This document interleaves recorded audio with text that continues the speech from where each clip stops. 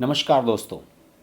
16 और 17 जनवरी को दिल्ली में बीजेपी की राष्ट्रीय कार्यकारिणी की बैठक चली 2 दिन की। और ये बीजेपी की संसदीय बोर्ड के बाद दूसरी सबसे बड़ी बॉडी है। संसदीय बोर्ड सारे महत्वपूर्ण फैसले लेती है, लेकिन राष्ट्रीय कार्यकारिणी में रणनीति बनाई जाती है आने वाले समय की, और जो पिछला साल गुजरा है उसकी समीक्षाएं की जाती हैं। 2 बार साल में इसकी बैठकें होती हैं, और इस बार की बैठक इसलिए बहुत महत्वपूर्ण थी क्योंकि जेपी नड्डा जो पार्टी के अध्यक्ष हैं उनका कार्यकाल आगे बढ़ाया गया है। पहले ही इस पर चर्चा शुरू हो गई थी। मैंने इसी चैनल पर एक वीडियो भी बनाया था कि नरेंद्र मोदी जेपी नड्डा को कंटिन्यू रखेंगे कम से कम अगले लोकसभा चुनाव तक। हिमाचल प्रदेश के जब नतीजे आए थे तो उस समय ये खबरें चली थी कि जेपी नड्डा को हटाया जाएगा। गुजरात के जो अध्यक्ष थे, जिनके नेतृत्व में गुजरात में शानदार सफलता मिली है बीजेपी को, उनकी चर्चाएं चली कि उन्हें राष्ट्रीय अध्यक्ष बनाया जा रहा है, क्योंकि नरेंद्र मोदी ने पार्टी की जो समीक्षा बैठक थी उसमें सीआर पाटिल की बहुत तारीफ कर दी थी। लेकिन नरेंद्र मोदी राजनीति करना जानते हैं, उन्होंने जेपी नड्डा को नहीं छेड़ा है। क्यों? क्योंकि जेपी नड्डा 3 साल से पार्टी को देख रहे हैं और पूरे देश की रग रग से अब वाकिफ हो चुके हैं। उनका अध्यक्ष का कार्यकाल बढ़ा दिया गया। अब आप खुद इमेजिन कीजिए कि अगर बीजेपी के अध्यक्ष का कार्यकाल बढ़ाया जा रहा है तो उन्हें कार्यकाल बढ़ने के तुरंत बाद कहाँ जाना चाहिए? ऑब्वियसली जहाँ पर चुनाव होने वाले हैं। 9 स्टेट्स में चुनाव होने वाले हैं। 3 स्टेट्स जो नॉर्थ ईस्ट के हैं, मेघालय, नागालैंड और त्रिपुरा, इनमें तो तिथियों का ऐलान भी हो चुका है चुनाव की। लेकिन जेपी नड्डा इन तीनों स्टेट में नहीं गए, वो पहुंच गए उत्तर प्रदेश।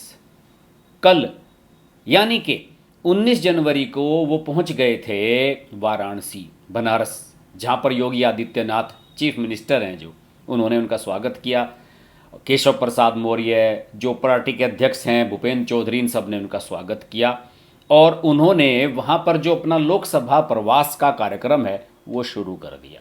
और आज जब मैं आपसे बात कर रहा हूं तो उन्होंने गाजीपुर में आज दोपहर एक रैली को संबोधित किया। आप सोच रहे होंगे कि गाजीपुर में जाने का क्या मतलब, उत्तर प्रदेश में जाने का क्या मतलब। उत्तर प्रदेश में तो अभी हाल ही में 1 साल पहले ही, लगभग 10 महीने पहले ही विधानसभा चुनाव हुए ही हैं। फिर जेपी नड्डा वहां पर क्यों गए और गाजीपुर में क्यों रैली कर रहे हैं? ये बहुत बड़ा सवाल है। इस सवाल का जवाब मैं इस वीडियो में देने वाला हूं, लेकिन उससे पहले आप मेरा एक छोटा सा संदेश जरूर सुन लीजिए जो बहुत ही महत्वपूर्ण है। नमस्कार दोस्तों, ये वीडियो नहीं, एक अपील है। अगर आप सचमुच में राष्ट्रवादी पत्रकारिता को सपोर्ट करना चाहते हैं और मेरे तीनों चैनल के दर्शक हैं तो आपको निश्चित रूप से इन तीनों चैनल्स को रन करने में मेरी सहायता करनी चाहिए। देखिए, मेरे 3 चैनल हैं। हर्ष की बात लाइव, जिस पर हम नेशनल इश्यूज़ को डिस्कस करते हैं।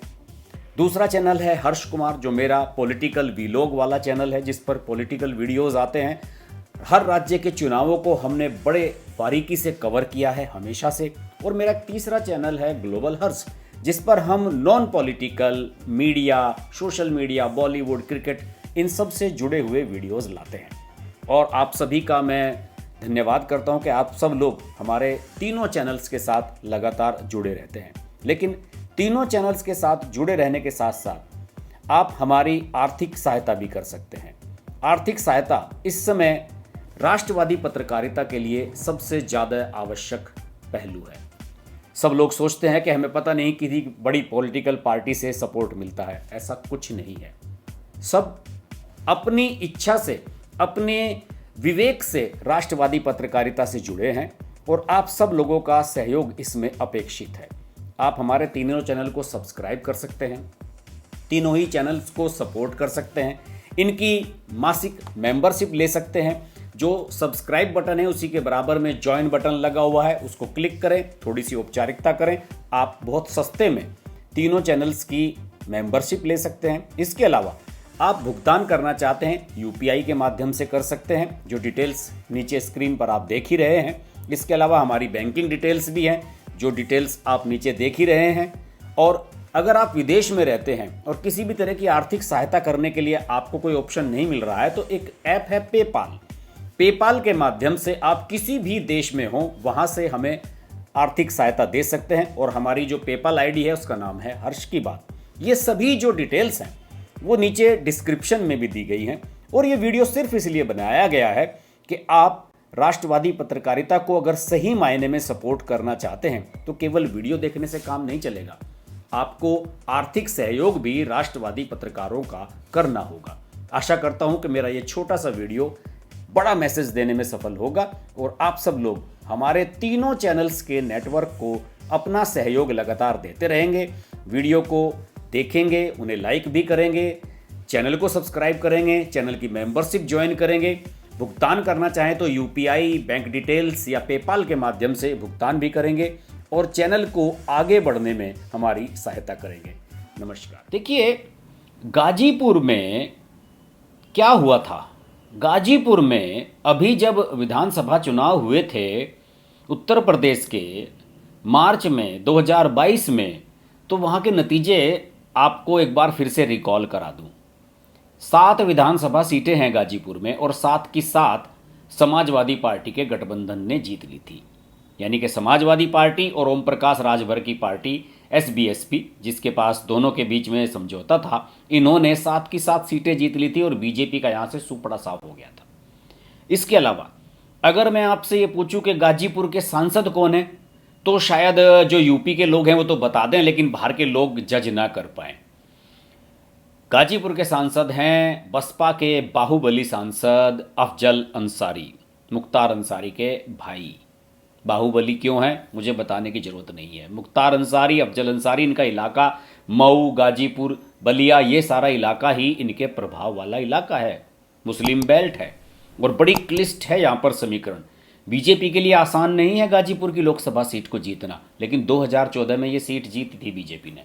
कौन जीते थे? मनोज सिन्हा, जो केंद्र में मंत्री भी बने थे और नरेंद्र मोदी के फेवरेट मंत्रियों में से थे। लेकिन 2019 में सपा बसपा का गठबंधन हुआ, दलित और मुस्लिम वोट एक जगह गिरे और मनोज सिन्हा हार गए। क्योंकि यहाँ की जो समीकरण है, अगर 2 मुस्लिम कैंडिडेट नहीं लड़ेंगे तो फिर आप समझ लीजिए कि बीजेपी के लिए सीट जीतना आसान नहीं है। इसी वजह से बीजेपी ने उत्तर प्रदेश में जो अपना लोकसभा चुनाव का अभियान शुरू किया है वो गाजीपुर से किया है। गाजीपुर के सांसद अफजल अंसारी का भी बयान आया है, मैं पढ़ रहा था। उन्होंने कहा है कि बीजेपी यहाँ पर इसलिए अपना चुनाव अभियान शुरू कर रही है क्योंकि जो गाजीपुर से लगती हुई लोकसभा सीटें हैं वो बीजेपी बहुत कम मार्जिन से 2019 में जीती थी। जैसे चंदौली की सीट मुश्किल से 14,000 वोट से जीती थी। इसके अलावा बलिया सीट 18,000 से भी कम वोट से जीती थी बीजेपी। तो इस लिहाज से गाजीपुर की सीट इंपॉर्टेंट है और मनोज सिन्हा भी यहाँ से निश्चित रूप से इस बार चुनाव लड़ना चाहेंगे। अब तो खैर वो अभी तो लेफ्टिनेंट वहाँ के गवर्नर हैं वो जम्मू कश्मीर के, लेकिन मुझे लगता है कि 2024 में मनोज सिन्हा एक बार पहले फिर आएंगे। 90s में भी वो एक बार यहाँ से सांसद रह चुके हैं, तो पढ़े लिखे हैं और IITN हैं, तो उनकी इमेज भी यहाँ पर अच्छी है और बीजेपी को ऐसे ही प्रत्याशियों की जरूरत यहाँ पर है। अपेक्षाकृत उतने बुजुर्ग भी नहीं हैं और नरेंद्र मोदी की फेवरेट लिस्ट में मनोज सिन्हा हमेशा रहे हैं। तो इसीलिए गाजीपुर से ये आगाज किया गया। हालांकि जो बीजेपी के अध्यक्ष हैं, प्रदेश अध्यक्ष भूपेंद्र चौधरी, मैंने उनका बयान अभी सुना तो उन्होंने कहा कि इस बार हम उत्तर प्रदेश में 100% यानी कि सभी 80 की 80 लोकसभा सीटें जीतने जा रहे हैं। खैर, ये अति आत्मविश्वास की बात है। और आज जब मैं आपसे बात कर रहा हूं तो आज योगी आदित्यनाथ और आज आपके पास जो ये थे कॉलेज क्या नाम जेपी नड्डा, इन्होंने यहाँ पर जनसभा को संबोधित किया। इसके अलावा वाराणसी में भी कई जगह पर गए और इन दोनों ने साथ साथ ही आज की जनसभा को संबोधित किया और कल से ही योगी आदित्यनाथ जेपी नड्डा के साथ हैं। अब जेपी नड्डा की रैली गाजीपुर के लिहाज से कितनी प्रभावशाली है, बीजेपी को कितना फायदा करा पाएगी, ये तो आने वाला समय बताएगा। लेकिन मैं अब आपको वो वाली वजह बताने जा रहा हूं जिसकी वजह से आज जेपी नड्डा वहां पर गए हुए थे। देखिए, बीजेपी ने 160 सीटें पूरे देश में चुनी हैं लोकसभा की, जिन पर उनका फोकस रहने वाला है अगले काफ़ी समय तक। और इन 160 सीटों में 14 सीटें उत्तर प्रदेश की हैं। ये वो 14 सीटें हैं जो बीजेपी 2019 में हारी थी। यानी कि बीजेपी उत्तर प्रदेश में मैक्सिमम गेन करना चाहती है, सभी 80 सीटें जीतना चाहती हैं। जो सीटें थी बीजेपी ने जीती थी 66 सीटें, उसमें बीजेपी ने 64 सीटें जीती थी और 2 सीटें अपना दल के पास आई थी। और जो बीजेपी सीटें हारी थी पूरी मुस्लिम बेल्ट हार गए थे, पश्चिम उत्तर प्रदेश से और पूरब तक जहां तक भी चले जाइए, सहारनपुर, बिजनौर, नगीना, मुरादाबाद, संभल, अमरोहा, मैनपुरी, रायबरेली, श्रावस्ती, घोसी, जौनपुर, अंबेडकर नगर और गाजीपुर।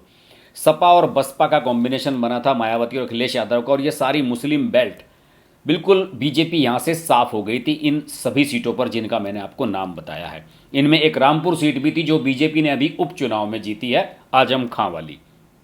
वरना बीजेपी को 2014 के मुकाबले 2019 में उत्तर प्रदेश में नुकसान उठाना पड़ा था। अब इन सभी सीटों को जीतने की कोशिश बीजेपी कर रही है। यहाँ के लिए बढ़िया प्रत्याशी तलाशे जा रहे हैं, यहाँ के कार्यकर्ताओं को चैनलाइज किया जा रहा है। अभी सुनने में आया है कि बहुत जल्द अमित शाह अंबेडकर नगर लोकसभा सीट पर कार्यक्रम आयोजित करने वाले हैं। यहाँ से बसपा के सांसद हैं रितेश पांडे, जो पहले यहाँ विधायक हुआ करते थे, 2019 में सांसद बन गए थे। इस सीट पर अमित शाह बहुत जल्द अपना कार्यक्रम आयोजित करने वाले हैं।